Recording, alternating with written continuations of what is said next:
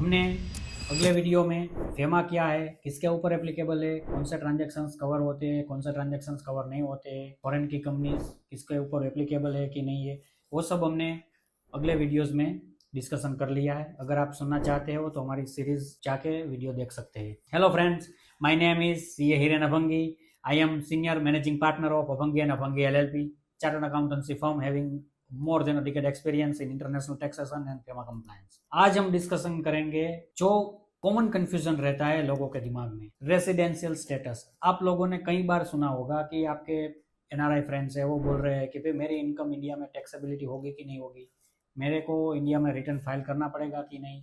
या तो Indian resident है जो फ्रीलांसर सर्विसेज देते हैं, तो वो पूछते हैं कि भाई मेरे को फॉरेन से पेमेंट आ रहा है तो मेरे को टैक्स कहाँ पे करना है, इंडिया में पे करना है या तो फॉरेन कंट्री में करना है, कहाँ पे करना है। तो चलो आज हम देख लेते हैं रेसिडेंशियल स्टेटस, क्योंकि residential status as per income tax act and foreign exchange management act दोनों का इंटेंशन तरीका अलग है। वो भी हो सकता है अगर इनकम टैक्स के हिसाब से आप रेसिडेंट हो सकते हो, हालांकि फेमा के हिसाब से आप नॉन रेसिडेंट हो सकते हो। तो ये कंफ्यूजन बहुत लोगों के दिमाग में है, तो आज हम उसको इजी लैंग्वेज में समझाएंगे। चलो स्टार्ट करते हैं।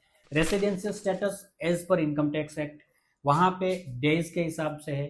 मान लीजिए आप मोर देन 182 डेज आप इंडिया में है तो आप रेसिडेंट है, या तो 60 डेज और 4 साल वाली 365 डेज की कंडीशन है वो आपने फुलफिल कर दिया तो you are resident under income tax act. FEMA में भी वही है 182 डेज का रूल्स, लेकिन फेमा में intention is very important. For example student है, स्टडी के लिए अब्रॉड जा रहे हैं, तो उसका रेसिडेंशियल स्टेटस क्या होगा? As per income tax act वो तो रेसिडेंट ही रहेगा, लेकिन आरबीआई ने बता दिया स्टूडेंट कल फॉरेन जा रहा है for long term study purpose, job purpose, तो डायरेक्टली वो नॉन रेसिडेंट माना जाएगा and he can enjoy all the benefits as available to non-resident। वो एनआरई एनआरओ अकाउंट ओपन कर सकते हैं, फेमा के हिसाब से वो नॉन रेसिडेंट माना जाएगा। हालांकि इनकम टैक्स के मुताबिक वो अभी भी रेसिडेंट ऑफ इंडिया नहीं है। तो आपने ये समझा, ये बहुत कंफ्यूजन है। दूसरा मैं आपको बताऊं कि मान लीजिए आप इंडियन रेसिडेंट है इनकम टैक्स एक्ट के हिसाब से, तो कई लोगों के माइंड में क्या होता है कि भाई मेरा पीआर नहीं हुआ है, पीआर से कोई लेना देना नहीं है। आपके पास येलो पास है, रेड पास है, ग्रीन कार्ड नहीं है, उससे कुछ लेना देना नहीं है रेसिडेंशियल स्टेटस को। इनकम टैक्स के लिए नंबर ऑफ डेज आप कहाँ पे थे, इंडिया में थे या आउट ऑफ इंडिया थे, वो इम्पोर्टेंट है। और फेमा में अगर आपका intention long term out of India रहने का है तो from next day you are non resident. तो अब हम समझ गए ग्रीन कार्ड है, पीआर होल्डर है कि नहीं है, वो कोई मायने नहीं रखता। ठीक है, अब हम समझते हैं कई लोगों का ये कॉमन क्वेश्चन रहता है कि भाई मैं फ्रीलांसर से फॉरेन से मेरे को इनकम आ रही है, तो फॉरेन में टैक्स लगता है और इंडिया आके वापस मेरे को टैक्स पे करना है।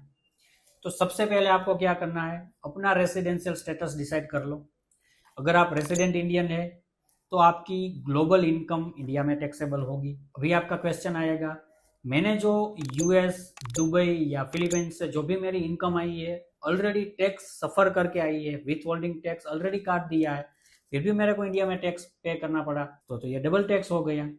तो यहाँ पे DTAA का प्रावधान है, डबल टैक्सेशन अवॉइडेंस एग्रीमेंट। आपका रेसिडेंशियल स्टेटस है इंडिया में तो आपको टैक्स पे करना पड़ेगा इंडिया में।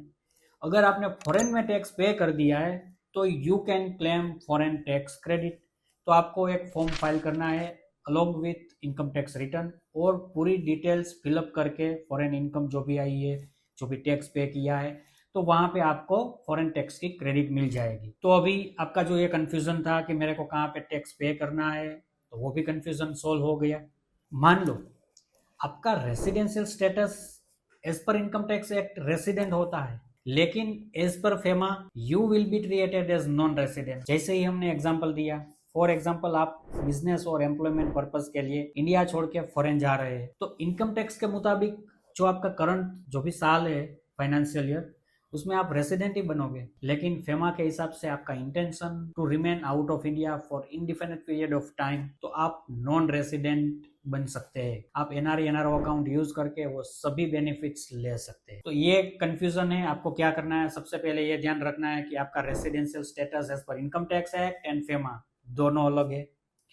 पीआर, ग्रीन कार्ड्स, येलो पास आपके पास है नहीं है, वो कोई मायने नहीं रखता। Intention is very important under FEMA, and number of days is very important in Income Tax Act.